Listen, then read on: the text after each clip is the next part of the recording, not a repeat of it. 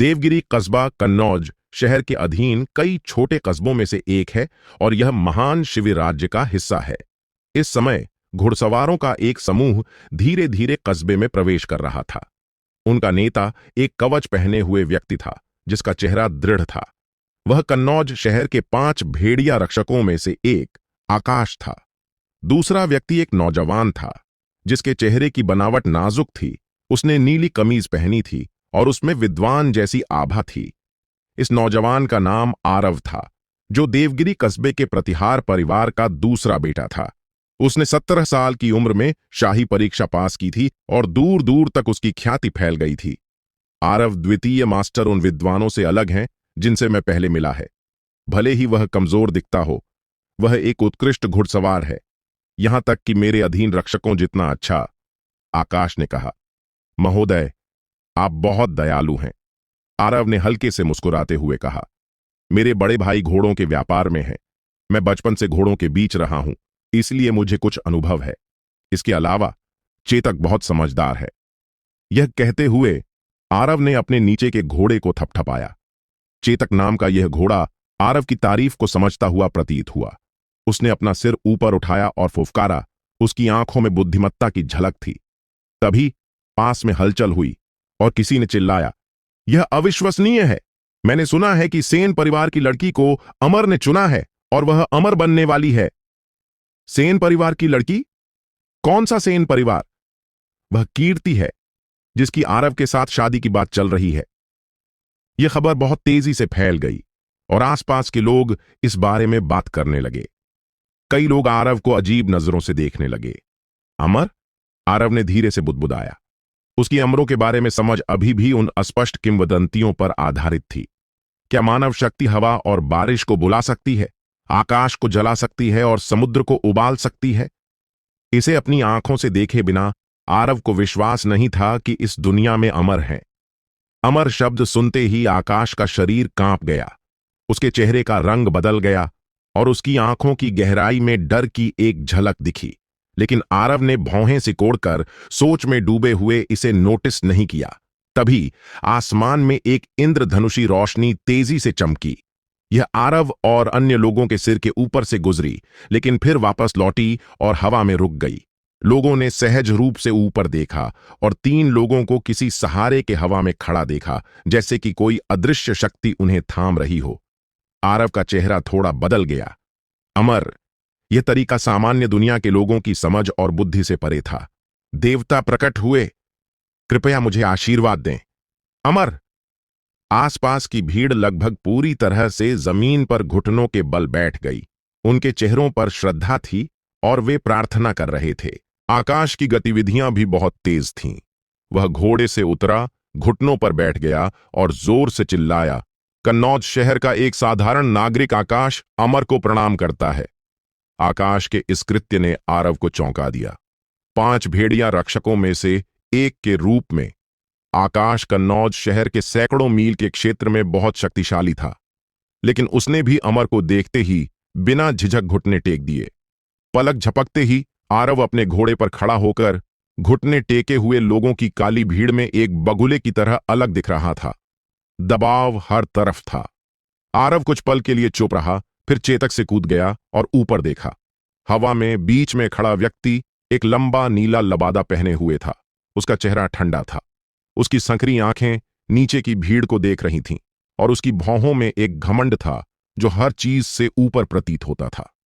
नीले लबादे वाले व्यक्ति के पास एक पुरुष और एक महिला खड़े थे। दोनों देवगिरी कस्बे से थे। पुरुष का नाम जतिन था, जो कस्बे में एक कुख्यात बदमाश था, जो पुरुषों और महिलाओं को तंग करता था और हर तरह का बुरा काम करता था। उसे 2 साल पहले आरव ने जेल भेजा था, लेकिन अब उसे नीले लबादे वाले व्यक्ति ने बाहर निकाला था। आरव ने भौहें सिकोड़ लीं। जतिन के चरित्र को देखते हुए, क्या वह अमर बन सकता है? अगर जतिन अमर बन गया तो कितने लोग कष्ट झेलेंगे? आरव ने अपनी नजर घुमाई और हवा में खड़ी लड़की को देखा। लड़की का नाम कीर्ति था। वह अपनी जवानी के चरम पर थी। उसकी त्वचा बर्फ की तरह सफेद थी और उसके स्वभाव में कोमलता थी। कीर्ति की आंखों से आरव जान गया कि वह क्या सोच रही थी। उनका पहले किया गया वादा अमृता की किंवदंती के सामने कमजोर पड़ गया। आरव ने कभी नहीं सोचा था कि उनकी अगली मुलाकात इस तरह होगी। एक ऊपर आसमान में, दूसरा जमीन पर खड़ा। कीर्ति भी आरव को देख रही थी, उस व्यक्ति को जिसे वह कभी बहुत प्रशंसा करती थी। कभी उसके दिल में आरव सर्वशक्तिमान था।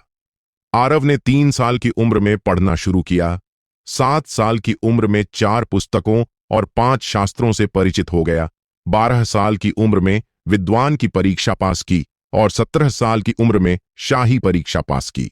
ऐसा प्रतिभाशाली व्यक्ति महान शिवी राज्य में पहले कभी नहीं देखा गया था और वह भविष्य में निश्चित रूप से उच्च पद प्राप्त करता।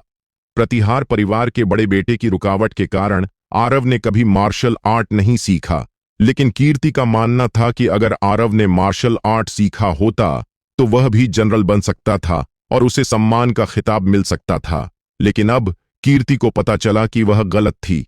आखिरकार आरव की उपलब्धियां केवल सांसारिक दुनिया तक सीमित थीं और अमरों की नजर में इनका कोई महत्व नहीं था। बस एक अवसर ने उसे आरव को नीचा देखने की योग्यता दी। नश्वर, तुम घुटने क्यों नहीं टेकते? यह सवाल नीले आसमान से गरज की तरह था, जो अचानक आरव के कानों में फटा, जिससे वह चक्कर खा गया। उसके हाथ पैर कमजोर हो गए और वह लगभग जमीन पर गिर पड़ा। पौराणिक अमर के सामने घुटने टेकने में कोई बुराई नहीं थी, लेकिन नीले लबादे वाले व्यक्ति का लगभग धमकाने वाला रवैया आरव के मन में गुस्सा पैदा कर गया। यह अन्याय कीर्ति की आंखों में दृढ़ता से आया, अमर के शिष्य चयन पर संदेह से और आरव की हड्डियों में गर्व से। आरव ने गहरी सांस ली, अपने सीने की झुंझलाहट को दबाया और जोर से कहा, मेरे पास बहुत सारी उपलब्धियां हैं, मुझे शिव के राजा को देखकर घुटने टेकने की जरूरत नहीं है, तो तुम्हें क्यों टेकूं? अगर तुम चाहते हो कि मैं घुटने टेकूं तो मैं नहीं टेकूंगा। नीले लबादे वाले व्यक्ति के भयंकर प्रभाव के तहत आसपास के नश्वर लोग चुप थे, यहां तक कि सिर उठाने की हिम्मत नहीं कर रहे थे। फिर भी आरव अपने नश्वर शरीर के साथ अमर का सामना कर रहा था और उसका जोश कम नहीं था। तुम वाकई मूर्ख नश्वर हो। नीले लबादे वाले व्यक्ति के होंठ थोड़े मुड़े, उसकी आंखें ठंडी थीं और उसने शांति से कहा, चूंकि ऐसा है, तुम्हारी प्रसिद्धि और सम्मान आज से खत्म है। हालांकि उसका लहजा सपाट था, किसी ने इस पर सवाल नहीं उठाया। नीले लबादे वाला व्यक्ति जारी रखा, जो भी सामंती राज्य इस व्यक्ति को अधिकारी के रूप में लेने की हिम्मत करेगा, वह गरुड़ महल के कन्नौज के मास्टर का दुश्मन होगा। गरुड़ महल कन्नौज के मास्टर। शब्द सुनकर जमीन पर घुटने टेके हुए आकाश के चेहरे पर डर का भाव आया और उसने कांपती आवाज में तुरंत जवाब दिया, मास्टर, चिंता न करें, जब तक वह दाकी देश में है, आरव हमेशा के लिए एक नीच व्यक्ति रहेगा। जीवन भर नीच व्यक्ति होना। बस कुछ शब्दों के साथ आरव का भाग्य तय हो गया। कीर्ति की आंखों में दया की एक झलक दिखी, लेकिन बदमाश जतिन उत्साहित दिख रहा था। आरव शांत दिख रहा था और उसे कोई झटका नहीं लगा था। थोड़ी देर बाद आरव ने खुद पर हंसते हुए कहा, यह प्रसिद्धि इतनी सस्ती है, इसका क्या मतलब? हम? कन्नौज के मास्टर की पहले से ही संकरी आंखें और संकरी हो गईं। उनमें ठंडी रोशनी चमक रही थी। आरव की चुनौती ने उसे मारने की इच्छा जगा दी। तभी आरव के पास खड़ा चेतक अचानक बेचैन और चिड़चिड़ा हो गया, अपने खुरों को जमीन पर रगड़ने लगा और लगातार हिनहिनाने लगा। आरव शांत रहा, लेकिन उसके मन में झटका लगा। वह कुछ बार खतरे में था और चेतक की यही प्रतिक्रिया थी। तुम वाकई एक समझदार जानवर हो। मेरे सामने शोर करने की हिम्मत। कन्नौज के मास्टर ने हल्के से चिल्लाया, अपनी तर्जनी बढ़ाई और चेतक की ओर हल्के से इशारा किया। प्रतिक्रिया करने का समय नहीं था कि एक लाल रोशनी पहले ही चेतक के शरीर में प्रवेश कर चुकी थी। सभी के सामने चेतक के शरीर से अचानक तेज लपटें भड़क उठीं, जो तुरंत उसके पूरे शरीर पर फैल गईं। लपटें इतनी तेज थीं कि वे आरव को भी लपेटने वाली थीं। हालांकि आरव सामान्य विद्वानों जितना कमजोर नहीं था, उसने ऐसी चालाकी विधि कभी नहीं देखी थी और वह पूरी तरह से चौंक गया था। देखते ही देखते आरव को लपट्टों में लपेटने वाला था। चेतक ने दुख भरा चीत्कार किया और पागल की तरह बाहर की ओर दौड़ा। भीड़ डर से इधर उधर भागी। चेतक कुछ कदम दौड़ने के बाद बिना ताकत के जमीन पर गिर गया। पलक झपकते ही वह राख का ढेर बन गया और उसके शरीर का कोई निशान नहीं बचा। यह पूरी प्रक्रिया केवल कुछ सांसों में हुई। इस तरह की आग निश्चित रूप से सांसारिक दुनिया की नहीं थी। यह कल्पना की जा सकती है कि अगर चेतक समय पर नहीं भागा होता तो आरव को अगर थोड़ी सी भी आग छू जाती तो उसके बचने की कोई संभावना नहीं होती। कितना अफसोस! इतना समझदार घोड़ा जो अपने मालिक की रक्षा करता था। भेड़िया रक्षक आकाश ने चुपके से आह भरी। एक हल्की हवा चली और चेतक की राख हवा में लंबे समय तक तैरती रही, जैसे कि अपने मालिक से विदाई ले रही हो। आरव खाली नजरों से आगे देख रहा था। उसकी आंखें लाल थीं और वह व्याकुल था, जिससे लोग दुखी महसूस कर रहे थे। इस बार वह आरव को मारने में असफल रहा। कन्नौज के मास्टर की आंखों में ठंडी रोशनी चमकी और उसकी हत्या की इच्छा फिर से बढ़ी। मास्टर, छोड़ दीजिए, वह बस एक साधारण व्यक्ति है। उसके साथ परेशान होने की क्या जरूरत? कीर्ति ने नीचे आरव को देखा, कुछ अनिच्छा महसूस की और धीरे से कहा। कन्नौज मास्टर थोड़ा हिचकिचाया। एक नश्वर से निपटने के लिए बार बार हमला करना वास्तव में उसकी प्रतिष्ठा के नीचे था। जतिन आरव को इतनी आसानी से छोड़ना नहीं चाहता था और जल्दी से बोला, मास्टर, हमें घास को जड़ से उखाड़ना चाहिए, नहीं तो यह व्यक्ति भविष्य में बड़ा खतरा बन सकता है। कन्नौज मास्टर पहले तो हिचकिचाया, लेकिन जतिन के शब्द सुनकर उसे अचानक गर्व महसूस हुआ और वह ठंडे स्वर में बोला, वह बस एक नीच व्यक्ति है जिसके पास आध्यात्मिक जड़ें नहीं हैं। वह अपने जीवन में कभी भी साधना नहीं कर सकता। योग्यता के मामले में वह उस जानवर से भी कम है। उसके बेकार जीवन को छोड़ने से क्या फायदा? सिर्फ उसकी शक्ल के आधार पर क्या वह मेरी सबसे बड़ी चिंता बनने लायक है? शायद अगले जन्म में। जतिन ने मन ही मन गाली दी। उसे नहीं पता था कि उसके शब्द उल्टा पड़ जाएंगे। आरव ने कुछ नहीं कहा, लेकिन चुपचाप जमीन से चेतक की राख का एक मुट्ठी उठाया और चला गया। कन्नौज के मास्टर की आंखों में तिरस्कार की एक झलक दिखी और उसने शांति से कहा, भले ही एक नीच चींटी का दिल आकाश पर हो, वह बाज के पंखों को कैसे छू सकता है? आरव को सुरक्षित जाते देख जतिन अनिच्छुक दिखा। अगर यह व्यक्ति न होता तो वह जेल में कैसे कष्ट झेलता? यह सोचकर जतिन की आंखें नाराजगी से भर गईं। उसका चेहरा उदास से उज्जवल हो गया और पता नहीं वह क्या सोच रहा था। कीर्ति ने आरव की अकेली पीठ को देखा और मन ही मन आह भरी। आधे घंटे से भी कम समय में इस व्यक्ति ने अपनी हर चीज खो दी और शायद केवल उसका दयनीय गर्व ही बचा था। लेकिन इसका क्या उपयोग? हाय, इस युवा मास्टर आरव ने अपनी प्रसिद्धि और भाग्य खो दिया और नीच व्यक्ति बन गया जो एक बेकार व्यक्ति से अलग नहीं है। प्रतिहार परिवार के दो युवा मास्टर, एक विद्वान और दूसरा योद्धा, हाल के वर्षों में उभरने की संभावना रखते थे, लेकिन अप्रत्याशित रूप से उन्हें ऐसा झटका लगा। सौभाग्य से प्रतिहार परिवार के बड़े युवा मास्टर एक जन्मजात मास्टर हैं। जन्मजात मास्टर का क्या उपयोग? भेड़िया रक्षक आकाश महोदय भी जन्मजात मास्टर हैं। क्या उन्होंने अमर को देखकर डर से घुटने नहीं टेके?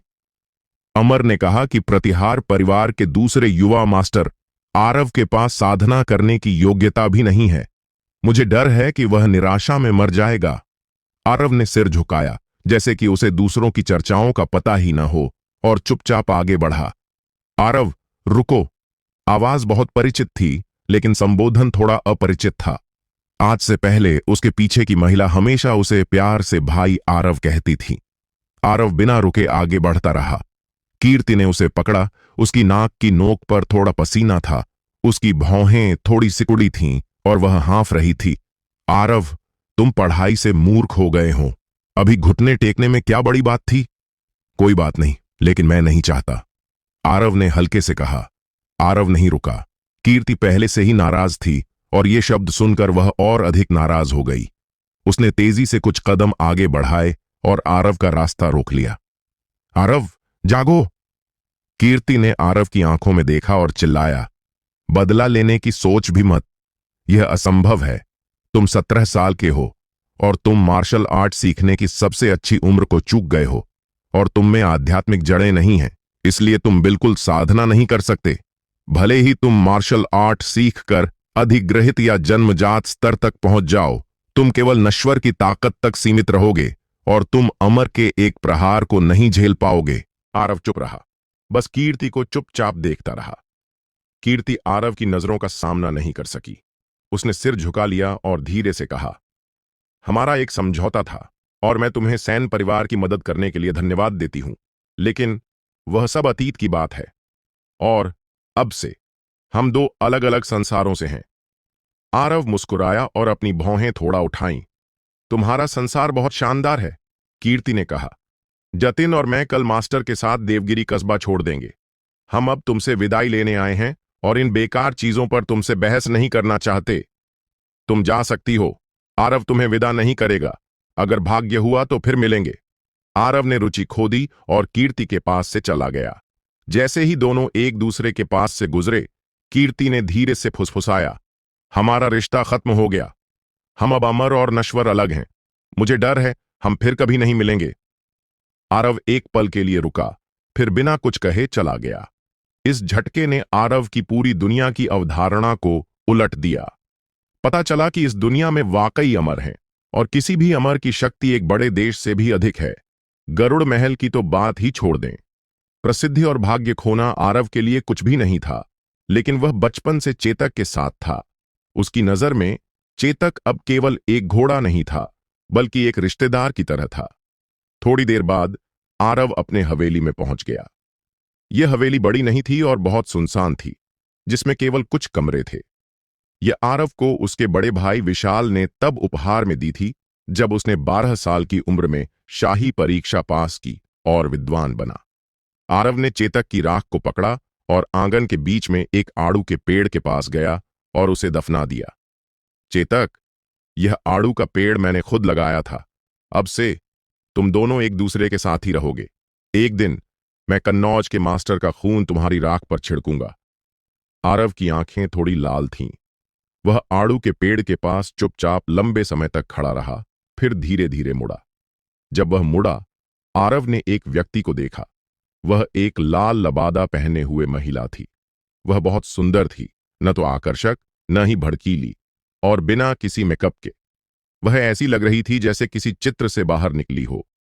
आरव ने एक बार कहा था कि प्राचीन लोग कहते थे कि कमल साफ पानी से निकलता है, स्वाभाविक रूप से बिना किसी सजावट के। ऐसा ही होना चाहिए। उसका चेहरा सुंदर था, लेकिन उसने लाल लबादा पहना था जो थोड़ा असंगत लगता था। फिर भी यह विरोधाभास उसमें एक अनोखा स्वभाव पैदा करता था। 2 साल पहले जब आरव अपनी यात्रा से लौटा था, उसने कन्नौज पहाड़ों के पास इस लड़की को बेहोश देखा था। डर था कि जंगली जानवर उसे खा लेंगे, इसलिए वह उसे वापस ले आया। हवेली में पहुंचने के थोड़े समय बाद लाल लबादे वाली महिला होश में आ गई। वह ठीक लग रही थी, लेकिन आरव ने उसका नाम और पता पूछने की कितनी भी कोशिश की, वह चुप रही। लाल लबादे वाली महिला यहां 2 साल तक रही और आरव ने उसे कभी नहीं निकाला। इस हवेली में कोई नौकर नहीं था। आरव को सेवा लेने की आदत नहीं थी, इसलिए वह खुद अपने तीनों समय का खाना तैयार करता था। उसके विचार में एक व्यक्ति और होने से कोई फर्क नहीं पड़ता था, बस थोड़ा और खाना बनाना पड़ता था।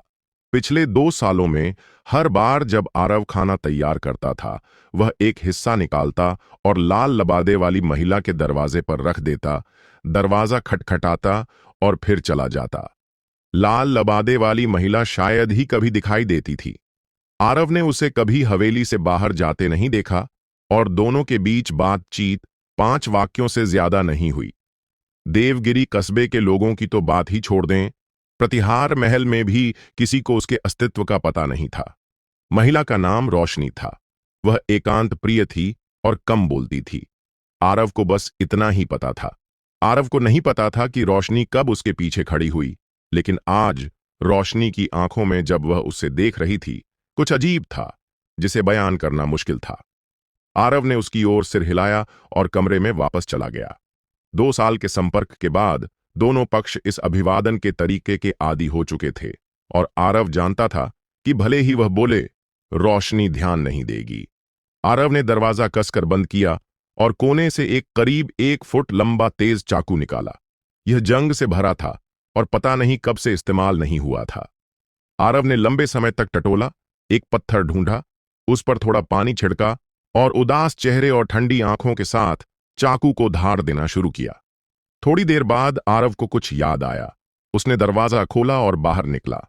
आंगन में रोशनी को देखते हुए उसने कहा, मिस डी, आपको आज जल्दी सो जाना चाहिए। रात में चाहे कोई भी शोर सुनाई दे, आपको कमरे से बाहर नहीं निकलना है। रोशनी चुप रही और उदासीन दिखी। पता नहीं क्यों आरव के दिमाग में अचानक एक अजीब विचार आया। स्वभाव और स्तर के मामले में उसके सामने रोशनी एक अमर की तरह थी, सुरुचिपूर्ण और अलौकिक, हर चीज के प्रति उदासीन।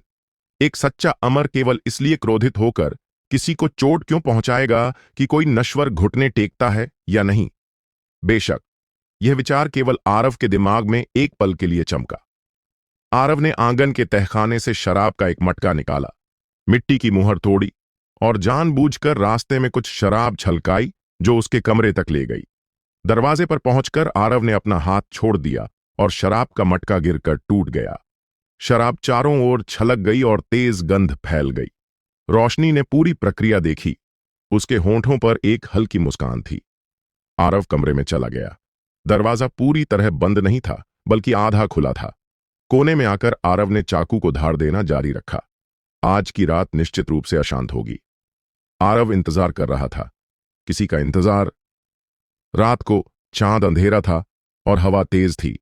एक चुपके से चलने वाली आकृति आरव की हवेली में ऊंची दीवार के सहारे घुस आई।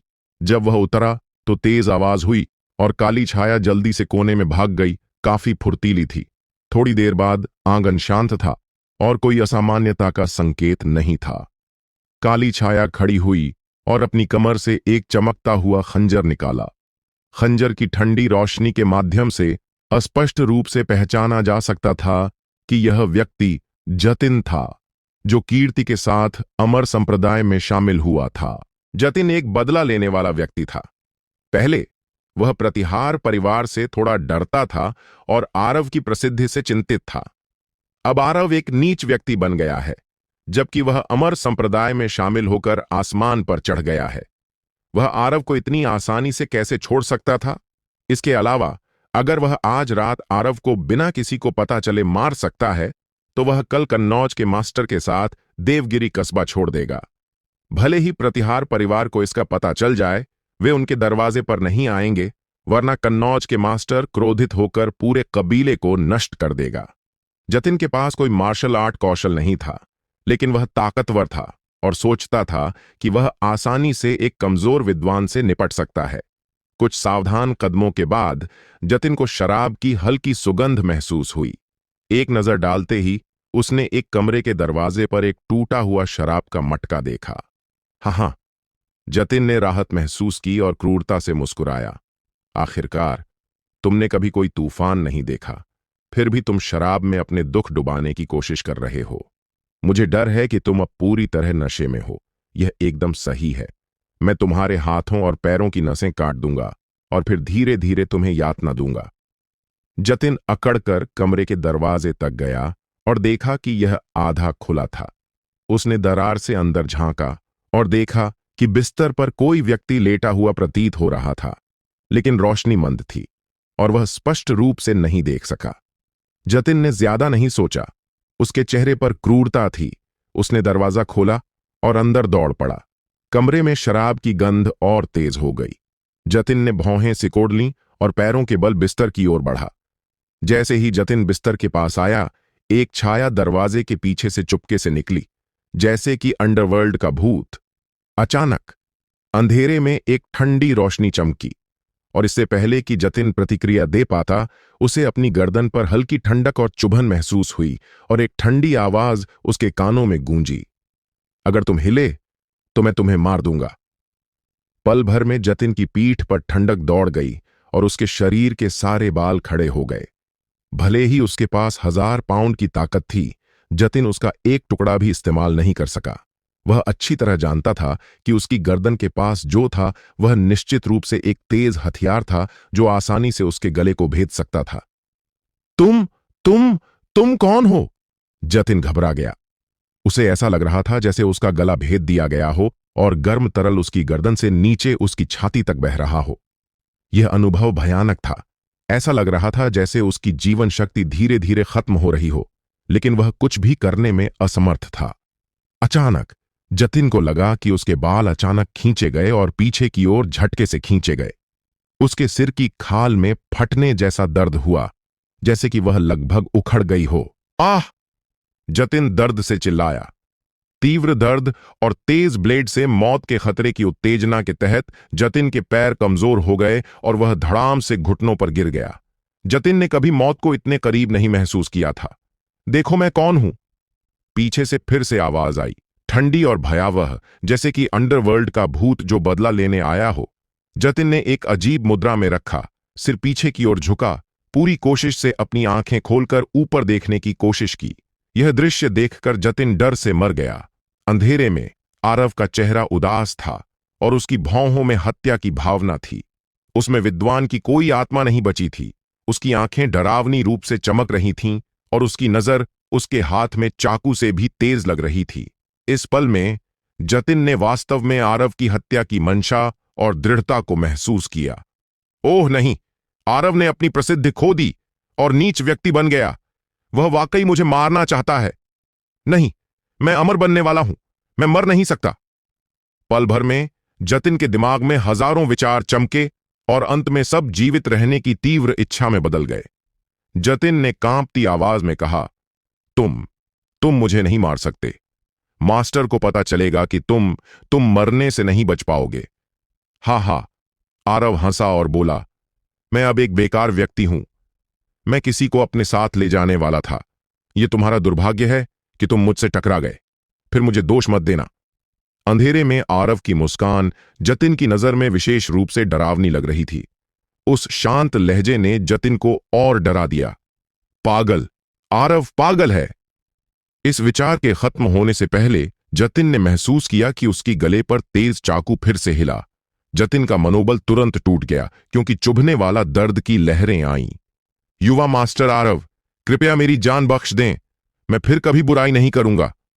युवा मास्टर आरव, मैं जतिन स्वर्ग की कसम खाता हूं कि अगर मुझे अमर संप्रदाय में प्रवेश करने का सौभाग्य मिला तो मैं कभी तुमसे बदला नहीं लूंगा, वरना मेरे दिल को तीरों की बौछार भेद दे। आरव ने कुछ नहीं कहा, बस अपनी आंखें संकरी करके जतिन को धुंधली नजरों से देखता रहा। यह चुप्पी जतिन को और घबरा रही थी। जतिन को कोई अंदाजा नहीं था कि आरव क्या सोच रहा था। पता नहीं कितना समय बीता, लेकिन जब जतिन लगभग निराशा में था, उसे अचानक अपनी खाल ढीली महसूस हुई और उसके गले पर तेज चाकू धीरे धीरे हट गया। चलो भाग, आरव ने ठंडे स्वर में कहा। ये दो शब्द स्वर्ग की आवाज की तरह थे। जतिन को ऐसा लगा जैसे उसे माफी मिल गई हो और वह कमरे से रेंगकर बाहर निकला। जतिन ने अपने गले के घाव को अपने हाथों से कसकर ढक लिया, आंगन में भागा और हाँफने लगा। मौत से बचने के बाद जतिन ने दांत पीसे और उसके मन में फिर से बुरे विचार जागे। आरव आखिरकार एक विद्वान है। उसने बस बढ़त ले ली। वह कितना सक्षम हो सकता है? जतिन की आंखों में क्रूरता चमकी और वह पीछे मुड़कर नहीं देख सका। उसने देखा कि आरव दरवाजे पर खड़ा था, नीली कमीज पहने, अपने दाहिने हाथ में 1 फुट लंबा तेज चाकू पकड़े। उसकी आंखों में ठंडक थी। वह एक आदमखोर बाघ की तरह दिख रहा था जो हत्या की भावना से भरा था। उसकी आंखों में तिरस्कार की एक झलक थी, जैसे कि उसने जतिन के विचारों को भांप लिया हो। जतिन के मन में जो बुरे विचार अभी जागे थे, वे तुरंत गायब हो गए। जतिन को नहीं पता था कि उसके गले का घाव कितना गहरा था, न ही उसे पता था कि आरव के पास कोई और चाल थी या नहीं। चाहे जो भी हो, वह और जोखिम नहीं लेना चाहता था। सज्जन के लिए बदला लेने में देर नहीं होती। जतिन ने ऐसा सोचा और जल्दी से वहां से भाग गया। जतिन के जाने के बाद काफी समय तक आरव ने लंबी सांस छोड़ी। उसका चेहरा थोड़ा पीला था। हालांकि यह टकराव छोटा था, यह अत्यंत खतरनाक था। सौभाग्य से सब कुछ उसकी गणना में था। कीर्ति के साथ बातचीत के दौरान आरव ने एक विवरण सुना कि वह और जतिन कल कन्नौज के मास्टर के साथ देवगिरी कस्बा छोड़ देंगे। आरव को उम्मीद थी कि जतिन आज रात बदला लेने आएगा। आरव ने प्रतिहार परिवार से मदद मांगने के बारे में सोचा था, लेकिन ऐसा करने से प्रतिहार परिवार को फंसाने के अलावा परिणाम नहीं बदलेगा, क्योंकि जतिन को नहीं मारा जा सकता। वह पुराना बदमाश नहीं है, बल्कि एक व्यक्ति है जो अमर बनने वाला है। अगर यह व्यक्ति मर गया तो कन्नौज अमर निश्चित रूप से उसे मारने आएगा। तब उसे कौन रोक सकता है? आरव ने कभी किसी को नहीं मारा था, लेकिन पता नहीं क्यों जब तेज चाकू ने जतिन के गले को छेदा तो उसके मन में कोई घबराहट, डर या भय नहीं था। इसके बजाय उसे उत्साह और कोशिश करने की इच्छा महसूस हुई। चाहे कल आसमान गिरे या धरती फटे, बस इस धमकाने वाले को मार डालो और अपने सीने की जलन को शांत करो। यह कितना संतोषजनक होगा। आरव की हत्या की भावना नकली नहीं थी, क्योंकि अभी वह लगभग नियंत्रण खो बैठा था और चाकू से वार कर दिया था। पहली बार आरव ने पाया कि उसके शरीर में बहने वाला खून विद्वान का नहीं था, बल्कि युद्ध के मैदान में खून की प्यास रखने वाले जनरल का था, या शायद बदला लेने में आनंद लेने वाले गैंगस्टर का था। उसकी प्रसिद्धि और उपलब्धियों ने खलनायक को डराने में विफल रहीं, लेकिन इसके बजाय उसके हाथ में तेज चाकू ने उसे पीछे हटने के लिए मजबूर किया। 10 साल की कठिन पढ़ाई 1 फुट लंबे चाकू की धार के बराबर नहीं है। आरव ने खुद पर हंसते हुए कहा, विद्वान बेकार है, बस इतना ही। आरव कमरे में लौटा, तेज चाकू को एक तरफ फेंक दिया और बिस्तर पर लेट गया, लेकिन उसे बिल्कुल नींद नहीं आ रही थी। वह एक बात से चिंतित था। जतिन के स्वभाव के साथ अपनी साधना में सफल होने के बाद वह निश्चित रूप से आज की शर्मिंदगी का बदला लेने के लिए देवगिरी कस्बा लौटेगा। वह उसकी मौत होगी। शायद यह 1 महीने में हो, शायद 1 साल में, शायद 10 साल में। चाहे जो भी हो, जतिन निश्चित रूप से वापस आएगा। आरव यह अच्छी तरह जानता था, लेकिन उसके पास कोई विकल्प नहीं था सिवाय बाघ को पहाड़ पर वापस जाने देने के, क्योंकि अगर जतिन को मारा गया तो वह कल मर जाएगा। अगर जतिन को छोड़ दिया गया तो कम से कम एक उम्मीद की किरण थी। एकमात्र उम्मीद यह थी कि जतिन के साधना पूरी करके लौटने से पहले वह उसके साथ मुकाबला करने की शक्ति प्राप्त कर ले। लेकिन क्या यह संभव है? आध्यात्मिक जड़ें क्या हैं? मेरे पास आध्यात्मिक जड़ें क्यों नहीं हैं? बिना आध्यात्मिक जड़ों के साधना करना क्यों असंभव है? क्यों? आरव का दिमाग उलझन में था। अमर संप्रदाय के बारे में जिज्ञासा और भविष्य के बारे में भ्रम से भरा हुआ था। अनजाने में आरव की पलकें भारी हो गईं और वह धुंधलेपन में सो गया। आरव ने एक अजीब सपना देखा। उसके सपने में एक अमर ने उसके कान में फुसफुसाया, क्या तुम साधना करना चाहते हो? बेशक आरव चाहता था। उसने कभी इतनी तीव्रता से शक्ति की प्यास नहीं महसूस की थी जितनी अब। लेकिन आरव को हमेशा कुछ गलत लग रहा था। थोड़ी देर बाद आरव अचानक जाग गया, तेजी से उठ बैठा। उसकी आंखें आश्चर्य और उलझन से भरी थीं, और उसे नहीं पता था कि उसकी पीठ ठंडे पसीने से भीग गई थी। उसे आखिरकार पता चला कि क्या गलत था। यह सपना नहीं था। वास्तव में किसी ने उससे पूछा था, क्या तुम साधना करना चाहते हो? आरव खड़ा हुआ और दरवाजा खोला, और उसने एक ऐसा दृश्य देखा जिसे वह अपने जीवन में कभी नहीं भूलेगा।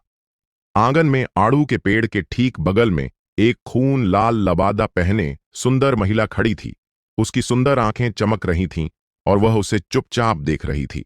कभी नहीं पता कब काले बादल छट गए थे। चांदनी पानी की तरह थी और आड़ू के फूल एक एक करके गिर रहे थे। महिला इसके बीच में थी, जैसे कि धुंध और कोहरा इकट्ठा हो रहा हो, और यह सांसारिक दुनिया की तरह नहीं था। क्या तुम साधना करना चाहते हो? रोशनी ने फिर से बोला। उसकी आवाज नरम थी, उसमें थोड़ी आलस्य की झलक थी और बहुत ही सुहानी थी।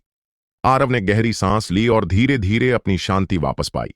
दिमाग में अनगिनत सवाल उमड़ रहे थे, लेकिन उसके होंठों पर केवल एक शब्द बचा, हां, ठीक है, मैं तुम्हें सिखाऊंगी। रोशनी का लहजा हल्का था, जैसे कि वह आरव को कपड़े पहनना और खाना सिखाने वाली हो। आरव पत्थर की सीढ़ियों से नीचे उतरा, रोशनी के पास आया और उसकी आंखों में देखा, जो वसंत के पानी की तरह साफ थीं। रोशनी भी उसे देख रही थी। थोड़ी देर बाद आरव ने पाया कि उसके सामने की महिला एक रहस्य की तरह थी, और वह उसे बिल्कुल समझ नहीं सका। इसके विपरीत रोशनी की नजरों के तहत आरव को लगा कि उसका सब कुछ उजागर हो गया था और उसके पास कोई रहस्य नहीं था। एक पल के लिए आरव के दिमाग में एक समझ की चमक आई। रोशनी को आज उसके साथ जो कुछ भी हुआ वह सब पता था, यहां तक कि मेरे विचार भी उसे पता हैं। मेरे पास कोई आध्यात्मिक जड़ें नहीं हैं, आरव ने थोड़ी देर बाद बोला। एक ऐसी तकनीक है जिसके लिए आध्यात्मिक जड़ों की जरूरत नहीं है। कैसी मार्शल आर्ट? आरव ने सहज रूप से पूछा। राक्षस कबीले की तकनीक। रोशनी की आंखें चमक रही थीं, उनमें एक अजीब आभा थी। आरव का चेहरा बदल गया और वह अनजाने में एक कदम पीछे हट गया। भले ही उसे साधना के बारे में कुछ नहीं पता था, आरव को मनुष्यों और राक्षसों के अलग अलग रास्तों का अंदाजा था। उसने पहले सुनी किंवदंतियों में आत्माओं, राक्षसों और दानवों के लोगों को नुकसान पहुंचाने के कई मामले थे। क्या मुझे राक्षस कबीले की तकनीक सीखनी होगी और एक हत्यारा राक्षस बनना होगा?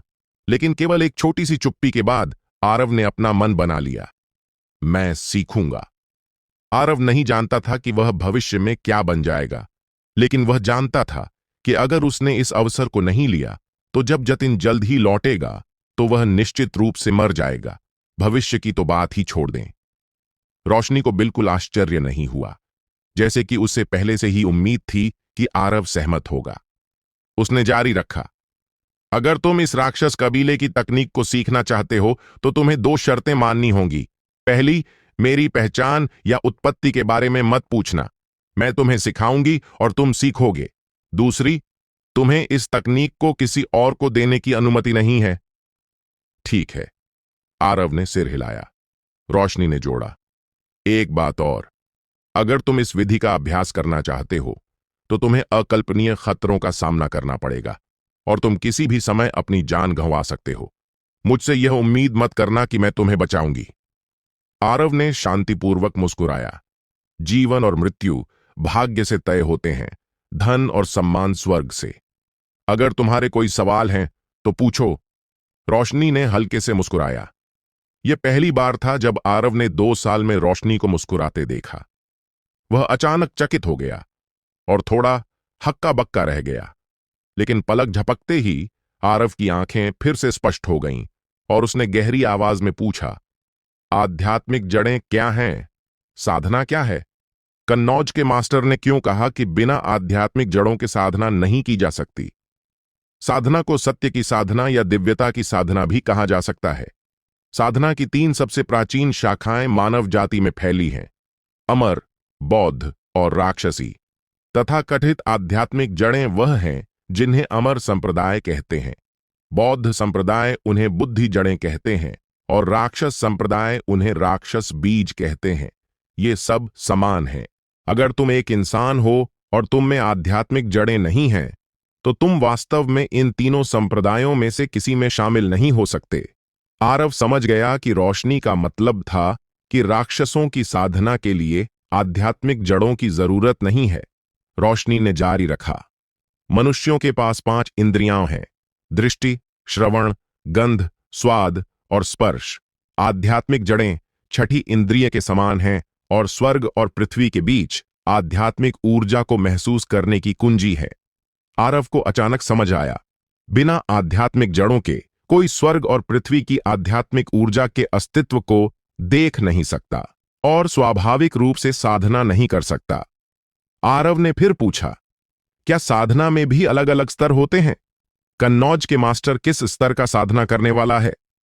अमर क्षेत्रों में साधना के अलग अलग स्तर हैं, ऊर्जा सन्नाद, नींव स्थापना, स्वर्ण कोर और नसेंट आत्मा। वह एक स्वर्ण कोर साधना करने वाला है। राक्षसी साधना, अमर साधना, शैतानी साधना और बौद्ध साधना में सभी के अलग अलग स्तर हैं, लेकिन अंततः वे सभी एक ही मंजिल की ओर ले जाते हैं। बहरहाल स्वर्ण कोर का रास्ता एक खाई है जिसे पार करना होगा। साधना करने वाले तारों की तरह असंख्य हैं, लेकिन आधे कोर के रास्ते पर अटक जाते हैं, जिससे जीवन भर निराशा होती है। साधना स्वर्ग और पृथ्वी की इच्छा के खिलाफ एक कार्य है। रसायन विज्ञान के रास्ते में प्रवेश करने का मतलब है स्वर्ग और पृथ्वी की बेड़ियों से पहली बार मुक्त होना, और जीवन काल को 500 साल तक बढ़ाया जा सकता है। जैसा कि कहा जाता है, एक बार स्वर्ण अमृत निगल लिया जाए।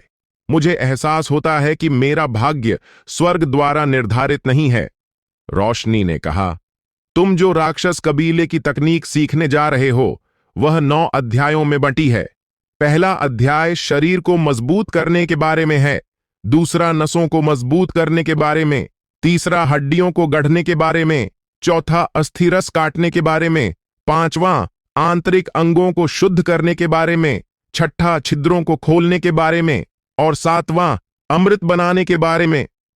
अगर तुम बदला लेना चाहते हो तो तुम्हें 7वें अध्याय तक अभ्यास करना होगा। इस तकनीक का नाम क्या है? आरव ने पूछा। जंगल के 12 दानव राजाओं की गुप्त पुस्तक। आरव का दिल कांप उठा। वह सिर्फ एक विद्वान था जिसे कभी साधना बाड़ी की दुनिया का अनुभव नहीं हुआ था। उसे बस इतना लगा कि इस तकनीक का नाम सुनकर खून की गंध आ रही थी। जंगल के 12 दानव राजाओं की गुप्त पुस्तक का पहला अध्याय शरीर को मजबूत करने के बारे में है। इसे 2 स्तरों में बांटा जा सकता है, त्वचा को मजबूत करना और मांस को मजबूत करना। प्रत्येक स्तर के लिए अलग अलग सांस लेने की विधि है और इसके साथ अलग अलग तकनीकें और गतिविधियां भी हैं। रोशनी की आंखों में एक अजीब सी चमक आई और फिर आरव के दिमाग में कुछ लंबे और रहस्यमय मंत्र उभरे।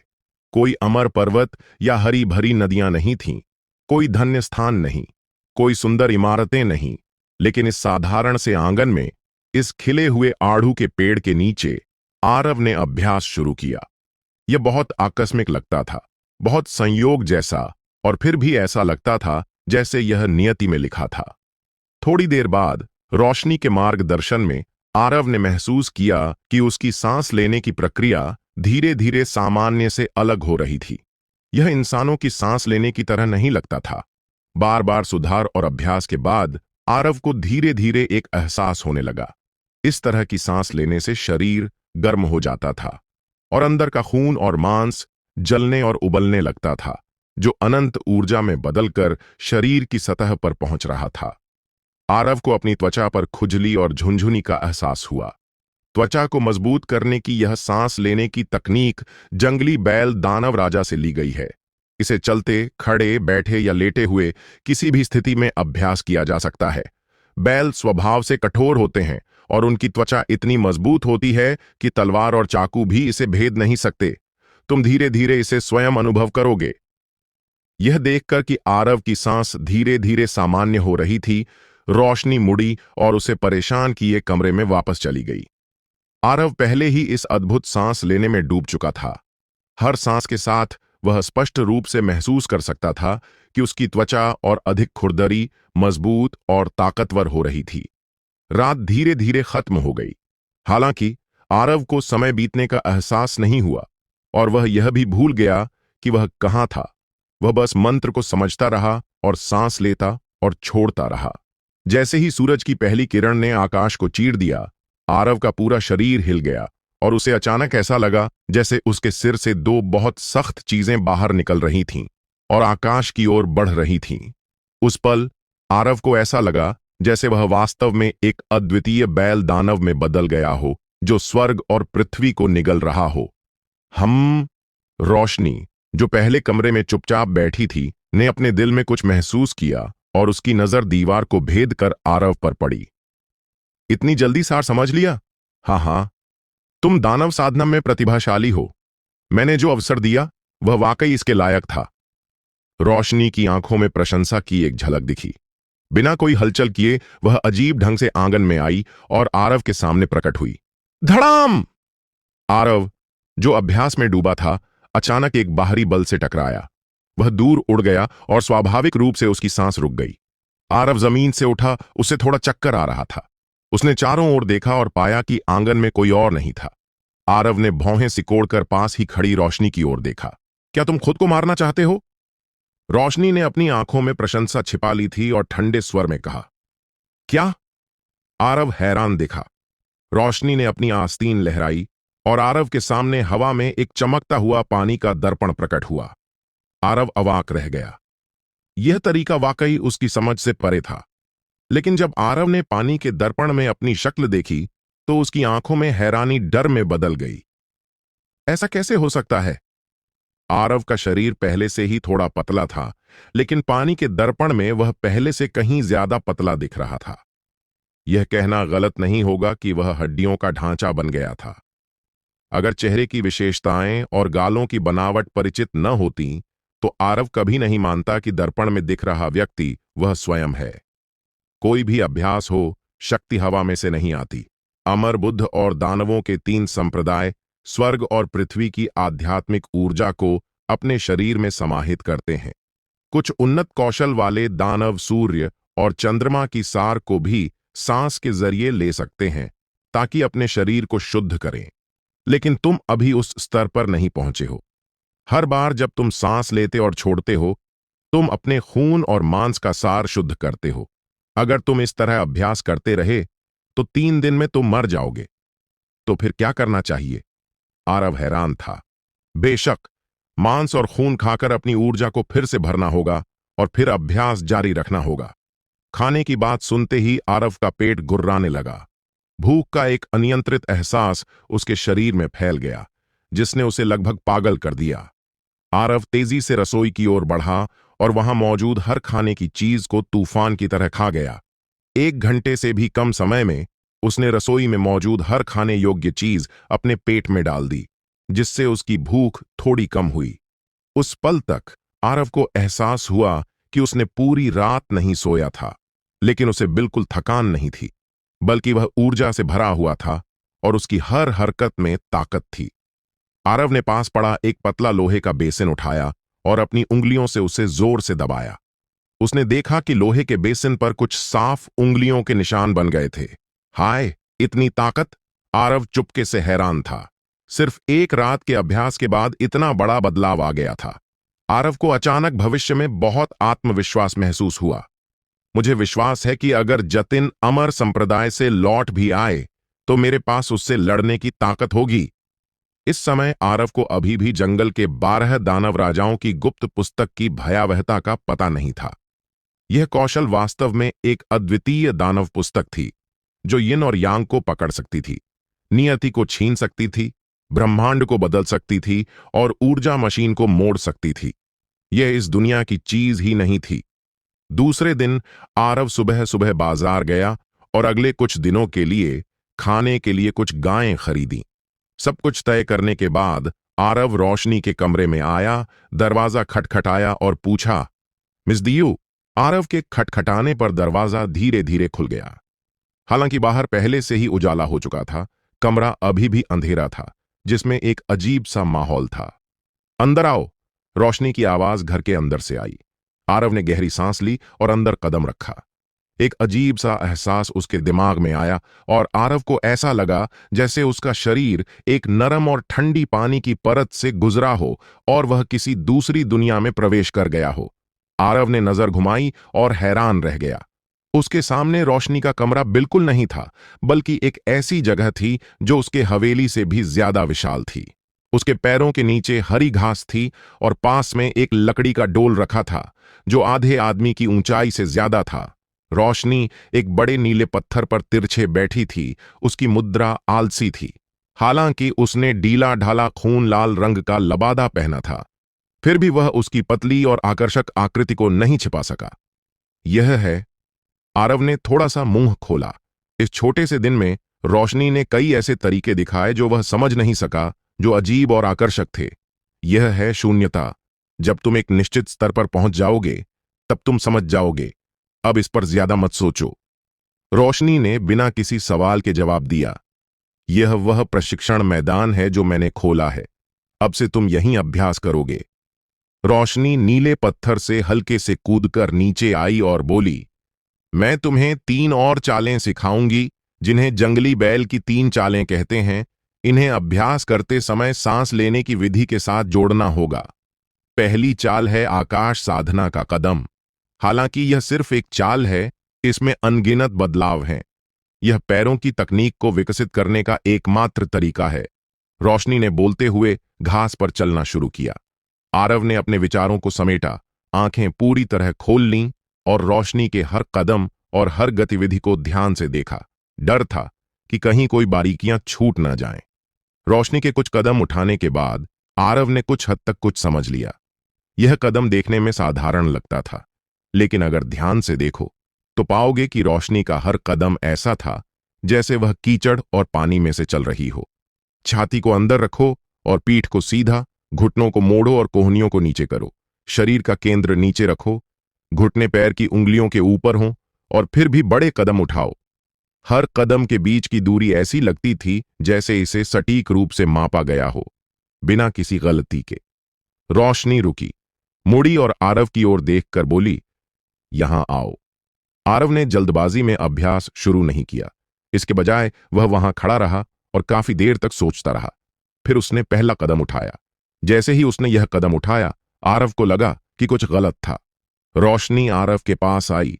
उसका चेहरा भावशून्य था। उसने अपनी पैर की उंगलियां बाहर निकालीं और आरव के आगे बढ़ाए गए पैर को हल्के से ठोकर मारी। हाय! आरव ने ठंडी सांस ली। जब रोशनी ने उसे ठोकर मारी तो आरव को ऐसा लगा जैसे किसी ने उसकी जांघ में कई बार सुई चुभो दी हो, जिससे असहनीय दर्द हुआ। इस मुद्रा को बनाए रखो और आगे बढ़ो, रोशनी की ठंडी आवाज गूंजी। आरव ने नीचे देखा और महसूस किया कि रोशनी की ठोकर के बाद उसका उठाया गया कदम कुछ हद तक आकाश साधना के कदम जैसा था। वह मेरी गलती सुधार रही है। आरव के दिमाग में यह बात आई और वह रोशनी का इरादा समझ गया। आरव ने होंठ सिकोड़े, आकाश साधना के कदम की मुद्रा को ध्यान से याद किया और अपने बाएं पैर से आगे बढ़ा। गलत। जैसे ही उसके पैर जमीन को छुए, रोशनी की आवाज फिर से गूंजी और फिर आरव को अपने बाएं पैर में तेज दर्द महसूस हुआ। इस दर्द की उत्तेजना के तहत आरव ने अनजाने में अपनी चाल बदल दी। थोड़ा सा सांस लेने के बाद आरव ने अपने दाएं पैर से एक और कदम उठाया। गलत। वही परिचित चुभन फिर से आई। गलत। चुभन। अभ्यास करते रहो, सुधार करते रहो।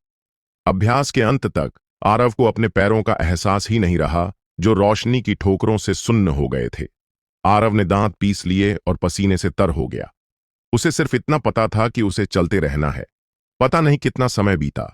आखिरकार वे दो डरावने शब्द गलत नहीं उसके कानों में नहीं गूंजे। आरव को भी एहसास हुआ कि उसने आकाश साधना के कदम की बुनियादी बातें शुरुआती तौर पर सीख ली थीं। क्या तुम भूल गए जो मैंने तुम्हें कल रात सिखाया था? रोशनी की याद दिलाने से आरव की आंखें चमक उठीं।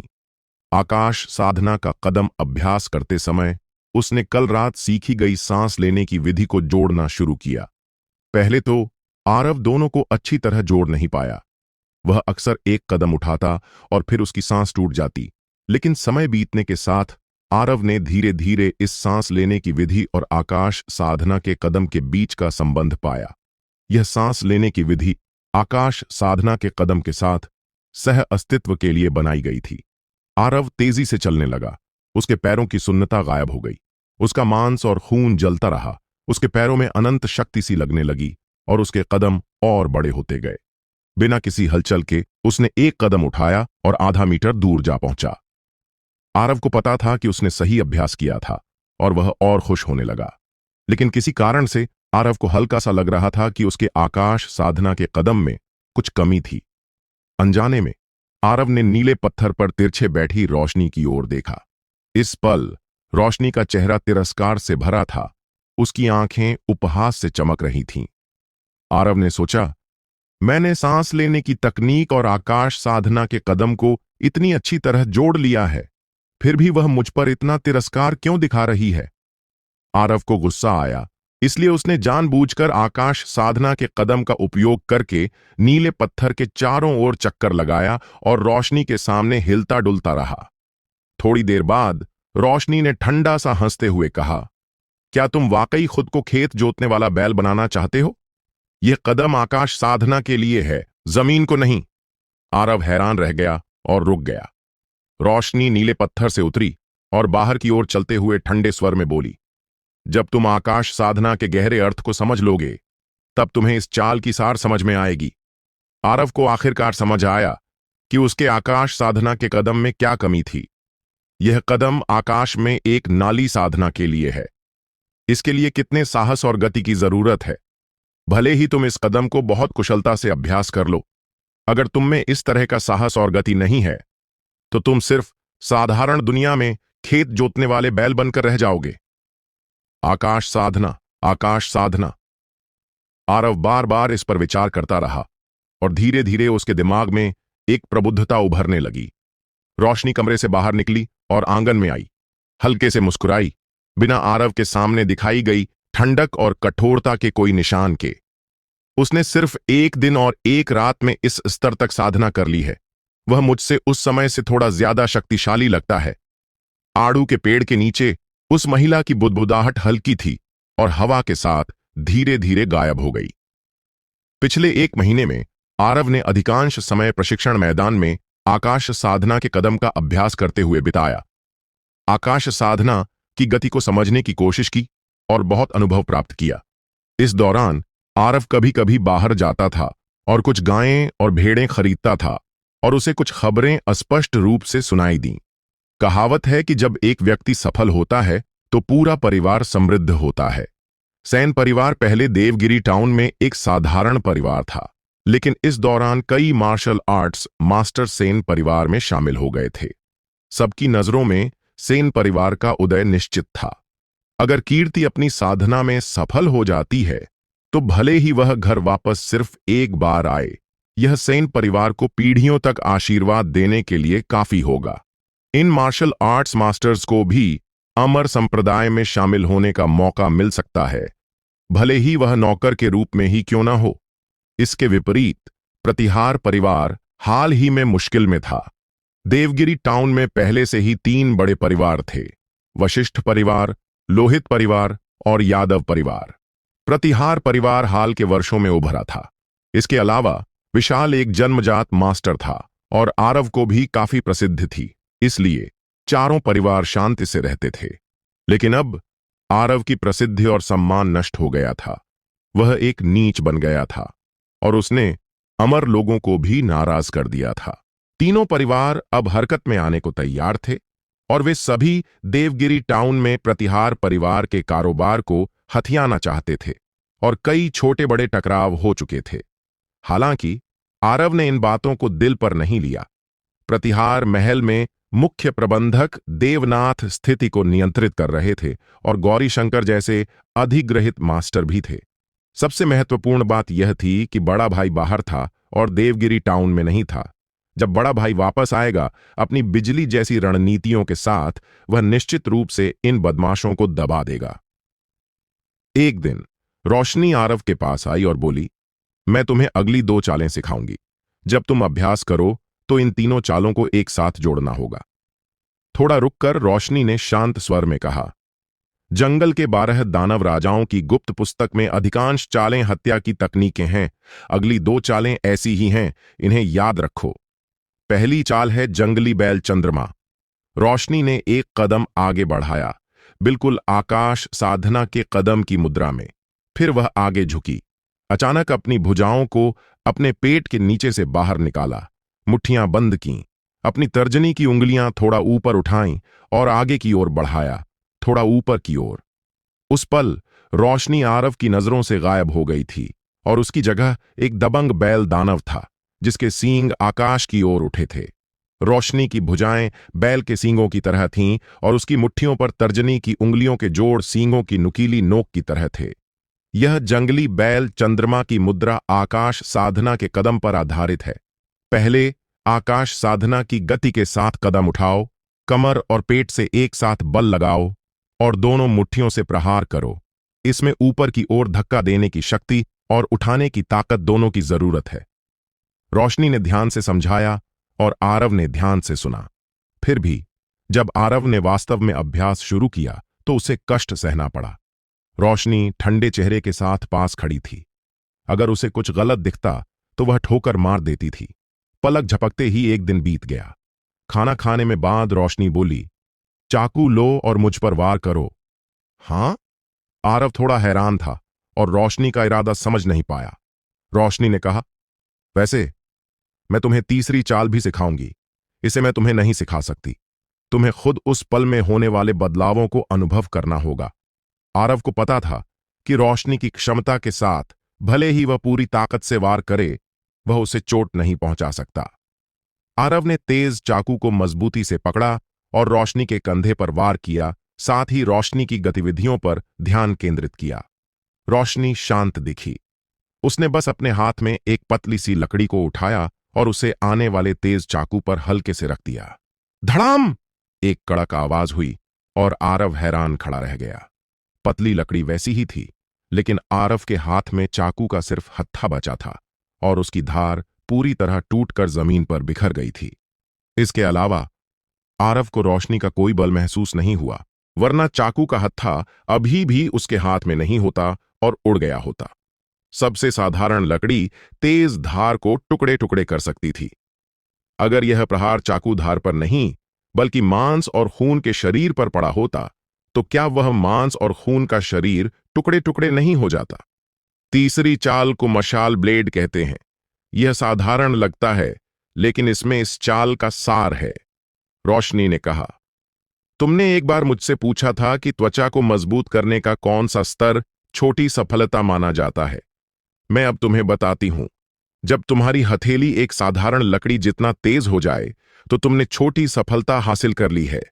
लोग अक्सर कहते हैं कि साधना में समय की कोई सीमा नहीं होती। आरव ने जब साधना शुरू की तभी उसे इसका सही अनुभव हुआ। पता ही नहीं चला। आरव ने प्रशिक्षण मैदान में 3 महीने बिता दिए और उसका शरीर पूरी तरह बदल गया था। दूसरे लोग इस बदलाव को महसूस नहीं कर सकते थे, केवल आरव को ही इसका सबसे अच्छा पता था।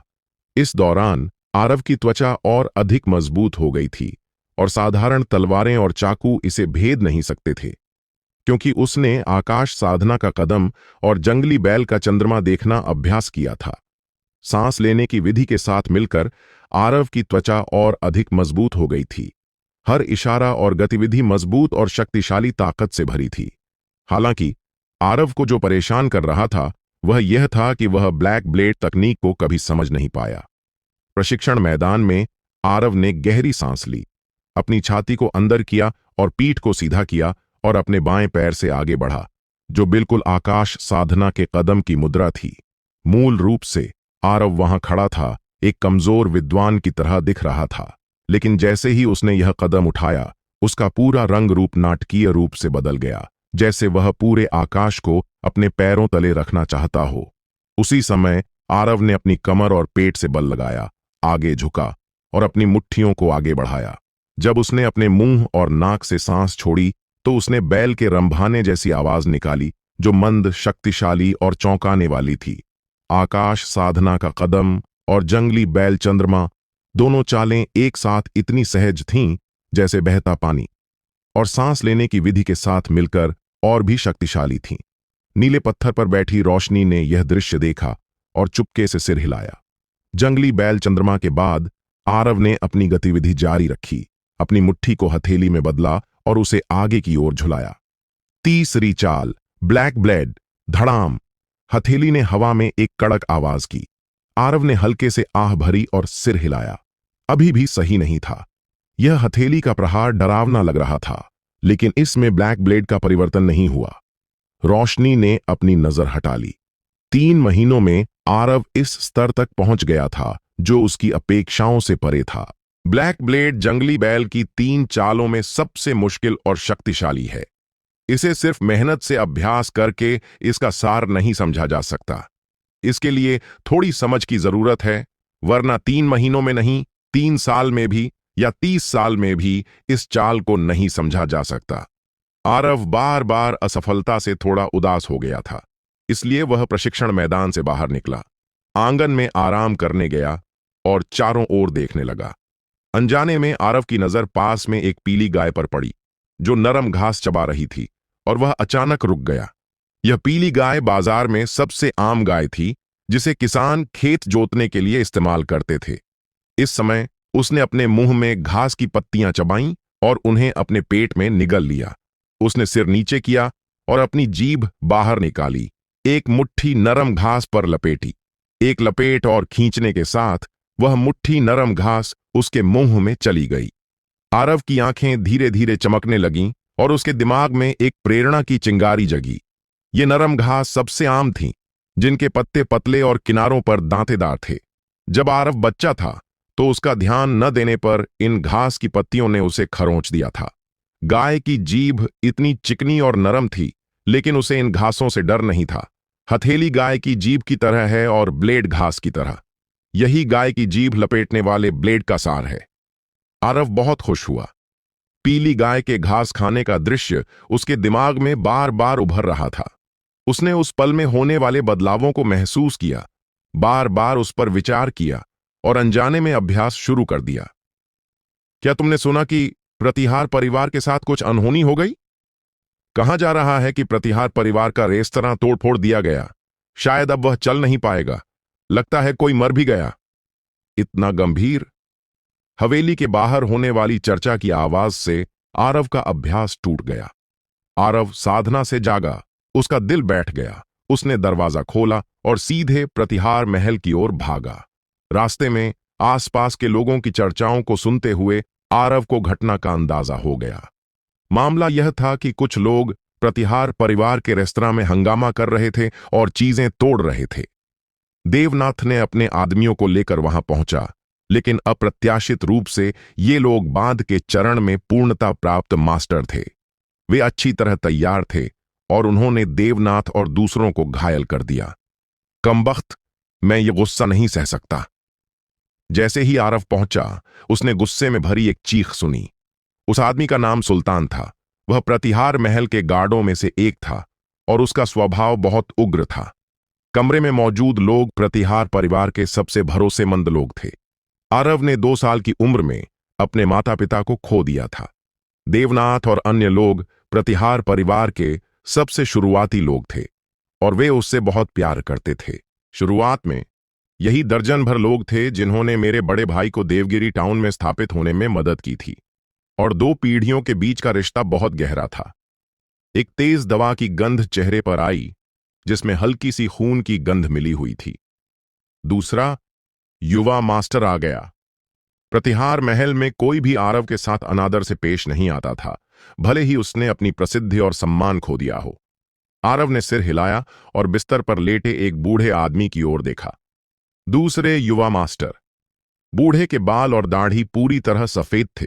उसका चेहरा पीला था और वह मरने की कगार पर लग रहा था। फिर भी आरव को देखकर वह मुस्कुराया।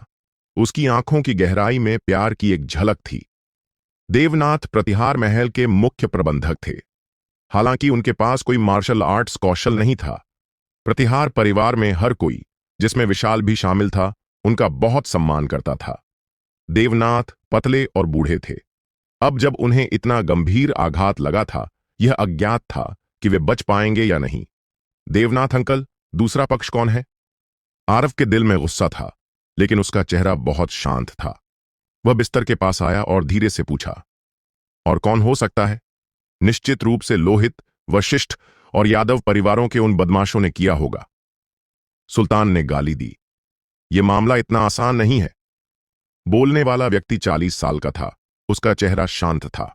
वह गौरी शंकर था, प्रतिहार परिवार के गार्डों का नेता। गौरी शंकर अंकल, आपका क्या मतलब है? आरव ने पूछा। गौरी शंकर ने आरव की ओर देखा। ऐसा लग रहा था जैसे वह कुछ कहना चाहता हो, लेकिन रुक गया। सुल्तान और नहीं रुक सका और चिल्लाया, गौरी शंकर, तुम इतना हिचकिचा क्यों रहे हो? अब देर हो चुकी है। मिस्टर झेंग को उन्होंने घायल किया और ओल्ड सोमनाथ की दुखद मृत्यु हो गई। अगर तुम्हारे अधीन उन चतुर छोटे लड़कों ने अपनी जान जोखिम में डालकर रास्ता नहीं बनाया होता, तो मिस्टर झेंग जिंदा नहीं होते। उन लोगों ने उन्हें मारने का पक्का इरादा किया था। अंकल, सोमनाथ मर गए। आरव के दिल में दर्द हुआ। जब वह बच्चा था, आरव अक्सर सोमनाथ के कंधों पर सवार होता था और उनके बालों को बेतरतीब ढंग से खींचता था।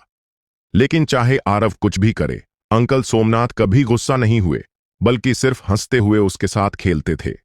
आरव ने दांत पीस लिए और कहा, सरकार इस तरह की चीजों की परवाह नहीं करती। सरकार केवल आम लोगों के मामलों से निपटती है। वे इन परिवारों के बीच के टकराव से बचने की कोशिश करते हैं। इसके अलावा अंडरवर्ल्ड के मामले अंडरवर्ल्ड के ही हैं। गौरी शंकर ने सिर हिलाया और कहा। आरव ने गहरे स्वर में कहा, गौरी शंकर अंकल, क्या हो रहा है? गौरी शंकर ने हल्के से आह भरी। मेरे गार्डों ने उन लोगों का पीछा किया और देखा कि वे सेन परिवार में घुसे। सेन परिवार नाशुक्रे बदमाशों का समूह है। सुल्तान ने पास की मेज को एक मुक्के से तोड़ दिया, तेजी से सांस लेते हुए। इन वर्षों में आरव और कीर्ति के रिश्ते के कारण प्रतिहार परिवार ने सेन परिवार की बहुत मदद की थी। लेकिन अब जब कीर्ति अमर संप्रदाय में शामिल हो गई और आसमान छू रही थी, सेन परिवार ने अपना निशाना प्रतिहार परिवार की ओर कर लिया था।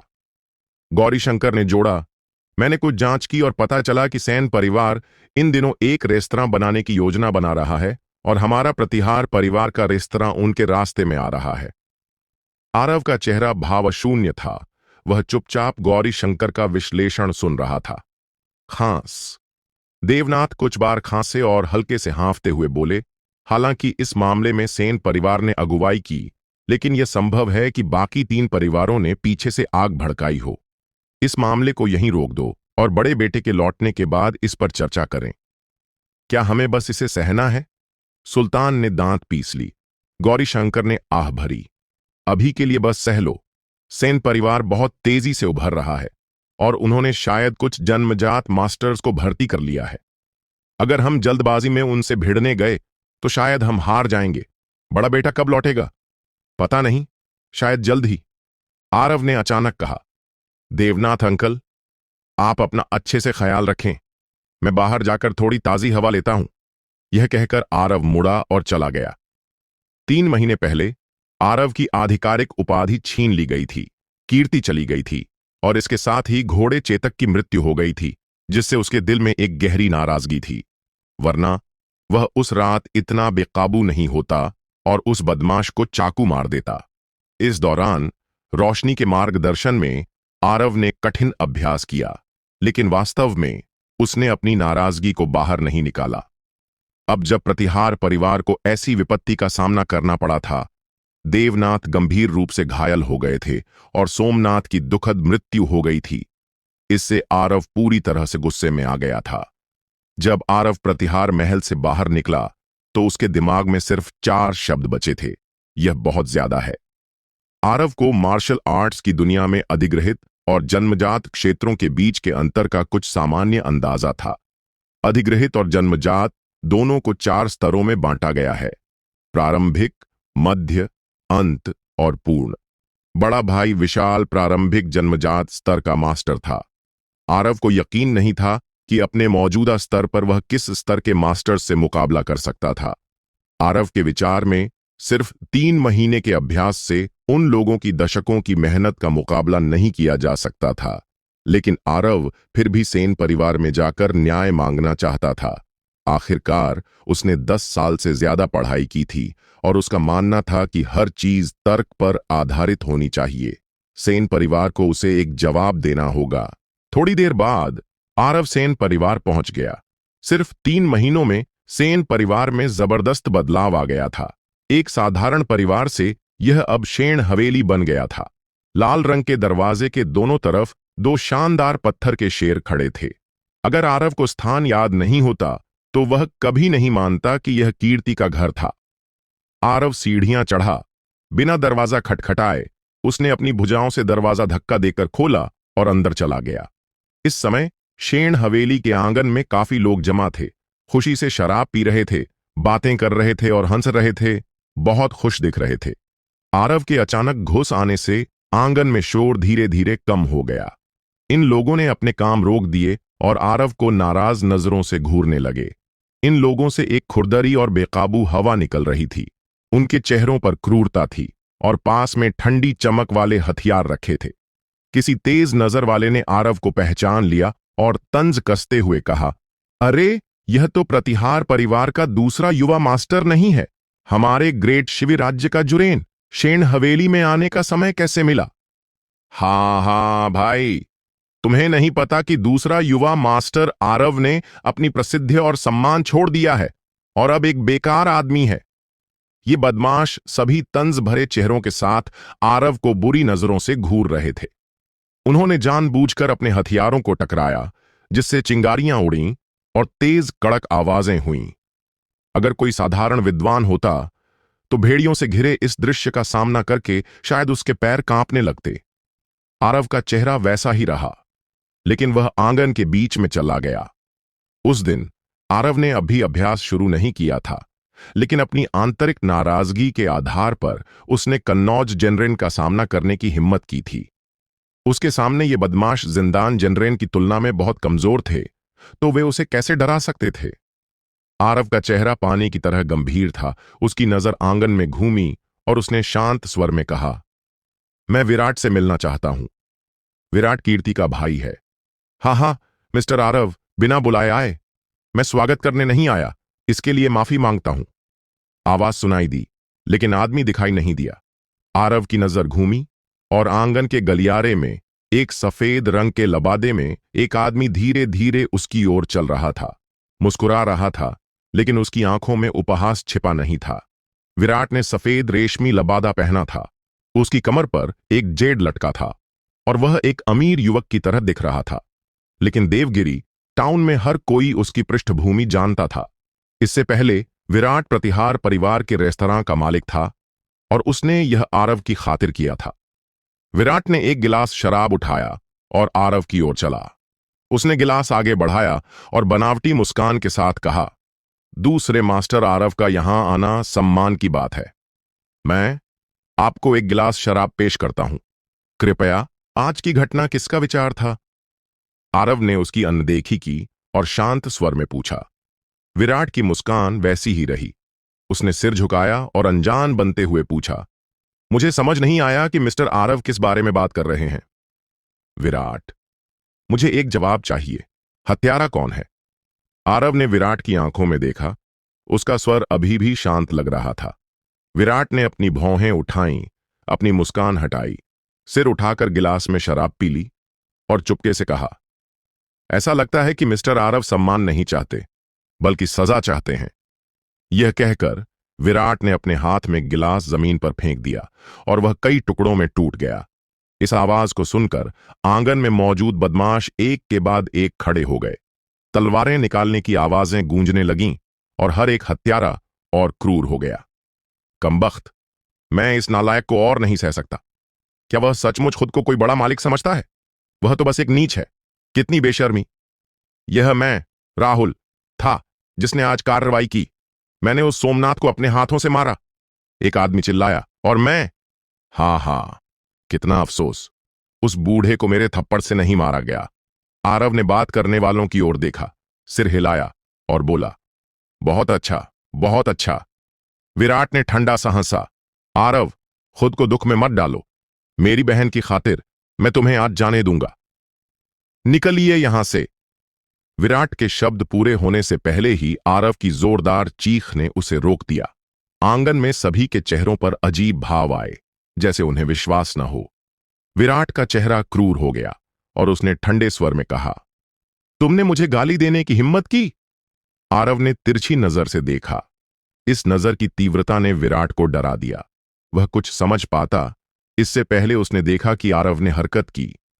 बिना किसी अतिरिक्त गतिविधि के आरव ने अपनी हथेली बढ़ाई और विराट के चेहरे पर सीधे थप्पड़ मारा। धड़ाम! सभी की नजरों के सामने विराट को आरव ने थप्पड़ मारकर 10 फीट से ज्यादा दूर उड़ा दिया। पिछले 3 महीनों में विराट ने भी मार्शल आर्ट्स का अभ्यास शुरू किया था और कुछ उपलब्धियां हासिल की थीं। वह अधिग्रहित मार्शल आर्ट्स के प्रारंभिक चरण में पहुंच गया था।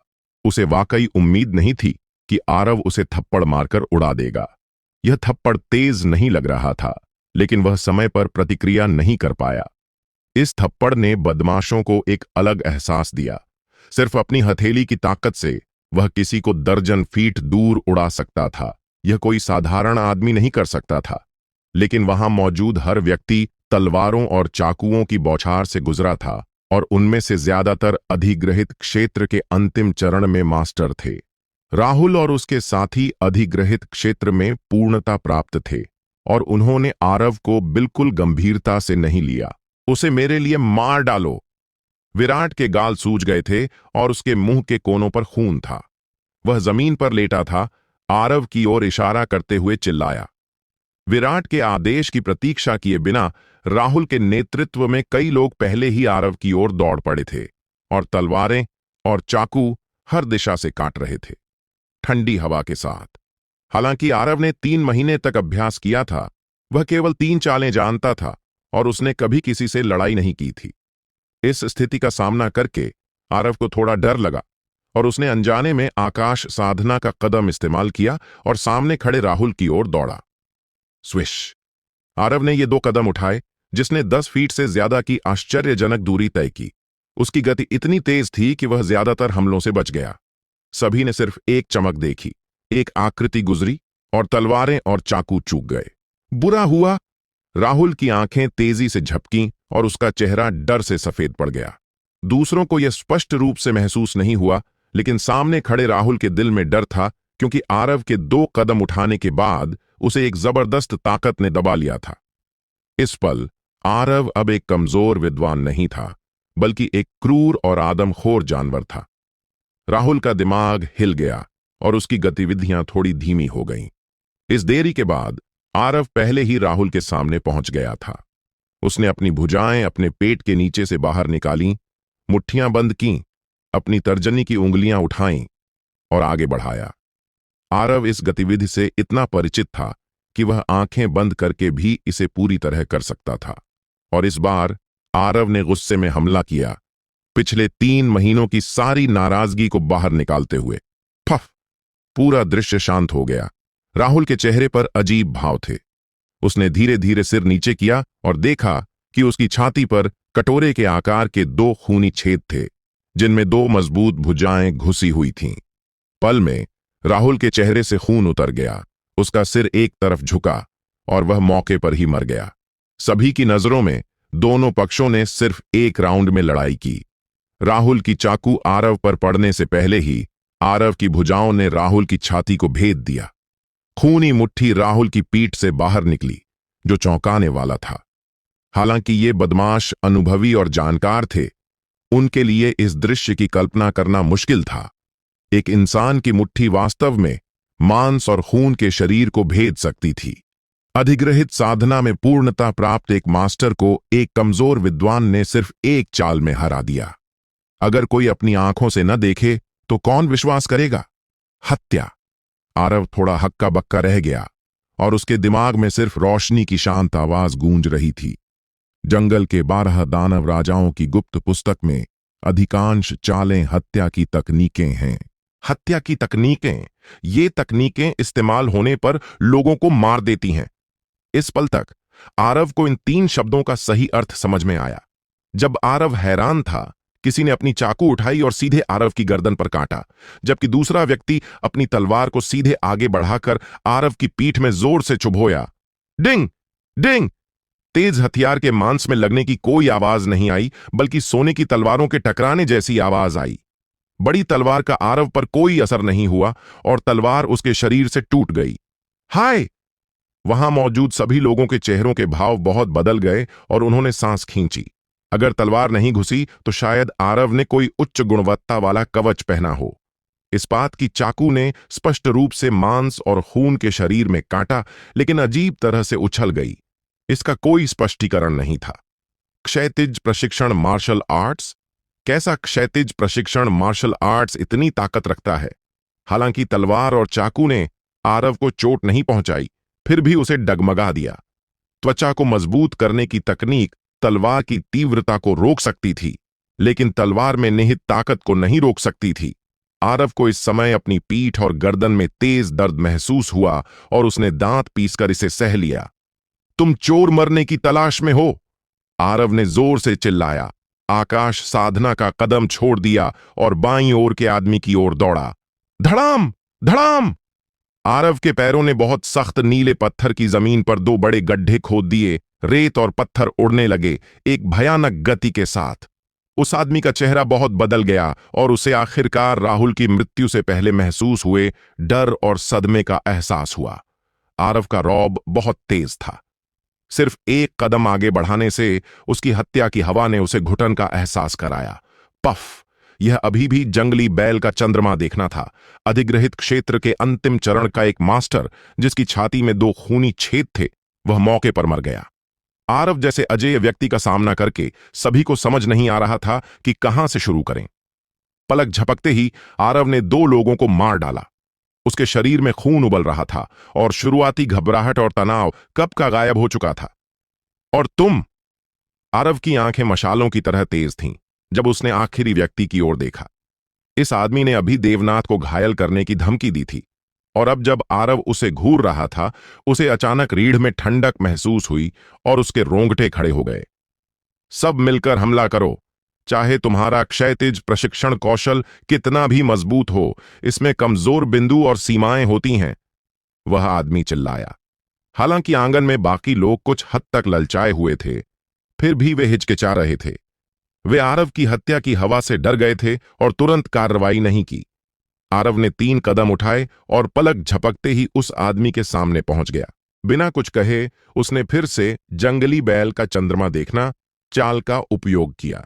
इस व्यक्ति ने पहले ही खोज लिया था कि आरव सिर्फ यही एक चाल इस्तेमाल करता था। हालांकि वह आकाश साधना के कदम की गति से डर गया था, उसने अपनी चपलता पर भरोसा किया और पहले जमीन पर लेट गया, अपनी शक्ल की परवाह न करते हुए, और आलसी गधा लुढ़कना चाल का उपयोग किया। जंगली बैल चंद्रमा चाल कमर और पेट के ऊपरी हिस्से पर हमला करती है। इस व्यक्ति ने इस चाल से जवाब दिया और आरव की मुट्ठियों से बच गया। फिर भी इस व्यक्ति को अभी भी खून की एक बहुत भयानक गंध आई और उसके दिल में आखिरी प्रतिरोध की इच्छा तुरंत गायब हो गई। भागो, यह आदमी अजेय है। जंगली बैल चंद्रमा असफल रही। आरव ने अपने प्रतिद्वंद्वी को जमीन पर लुढ़कते देखा और एक पल के लिए कुछ हक्का बक्का रह गया। यह एकमात्र चाल थी जो वह जानता था। अगर जंगली बैल चंद्रमा किसी को नहीं मार सका तो आरव असमंजस में पड़ गया। इस पल आरव के दिमाग में एक प्रेरणा आई। उसने एक लंबी चीख मारी और बड़े कदमों से पीछा करने लगा। यह एक अजीब चाल थी। यह कभी कभार इस्तेमाल करने पर कुछ प्रभाव डाल सकती थी, लेकिन जमीन पर लुढ़कने वाले व्यक्ति की गति पैरों से दौड़ने की गति से तुलना नहीं कर सकती थी। चीख की आवाज खत्म होने से पहले आरव उस आदमी तक पहुंच गया था। जब इस व्यक्ति ने आरव की चीख सुनी तो उसे लगा कि कुछ गलत है और उसने अनजाने में पीछे मुड़कर देखा। उसकी नजर में सब कुछ रेत और कंकड़ से ढक गया था और फिर उस व्यक्ति को अपने सीने पर एक जबरदस्त ताकत का एहसास हुआ। धड़ाम! अगले पल वह व्यक्ति दीवार से जोर से टकराया, एक पल के लिए रुका और फिर धीरे धीरे नीचे सरक गया। उसका सीना गहराई से धंस गया था और उसकी सांस रुक चुकी थी। आरव ने तुरंत जवाब दिया। आकाश साधना के कदम की ताकत का उपयोग करके उस व्यक्ति को लात मारी। हत्या की तकनीक। आकाश साधना का कदम भी एक हत्या की तकनीक थी। आंगन में पहले चिल्ला रहे मास्टर अब चूहे की तरह शांत थे। उनकी आंखों में डर था। वे सभी पीछे हट रहे थे, डरते हुए कि आरव अगला उन पर आएगा। इन लोगों के डरने की कोई आश्चर्य की बात नहीं थी। आरव ने जो ताकत दिखाई थी वह बहुत ही आश्चर्यजनक थी। उसके कार्रवाई शुरू करने से लेकर अब तक थोड़े समय में 2 मास्टर जो अधिग्रहित क्षेत्र में पूर्णता प्राप्त थे और एक मास्टर जो अधिग्रहित क्षेत्र के अंतिम चरण में था, मौके पर मार दिए गए थे। आरव ने ठंडा सा हंसा और विराट की ओर बढ़ा, जो पहले ही डर से बेसुध हो चुका था। तुम क्या करने जा रहे हो? विराट की आवाज कांप रही थी। वह मुड़कर भागना चाहता था, लेकिन उसने पाया कि उसके पैर कमजोर हो गए थे। वह बस जमीन पर बैठकर धीरे धीरे पीछे खिसक सकता था। आज की घटना किसका विचार था? आरव ने विराट की ओर नीचे देखा और एक एक शब्द करके पूछा। नहीं, यह मैं नहीं था। कौन था? आरव ने जोर से चिल्लाया। उसकी जीभ बिजली की तरह फट पड़ी। विराट का पूरा शरीर कांप गया। वह हाँफ रहा था। उसकी आंखों में एक क्रूर चमक आई और उसने दांत पीस कर कहा, अगर तुमने मुझे चोट पहुंचाई तो प्रतिहार परिवार का सफाया हो जाएगा। आरव का चेहरा और गहरा हो गया और उसने अपनी आंखें सिकोड़कर पूछा, क्या तुम मुझे धमकी दे रहे हो? आरव ने जो हत्या का इरादा अब भी दबाया था वह फिर से उसके दिल में उमड़ आया। इस पल शेन हवेली के आंतरिक आंगन से एक के बाद एक भयावह आवाजें आईं। तुम युवक मरने की तलाश में हो। तुम्हारी हिम्मत कैसे हुई यहां आकर इतना उग्र व्यवहार करने की?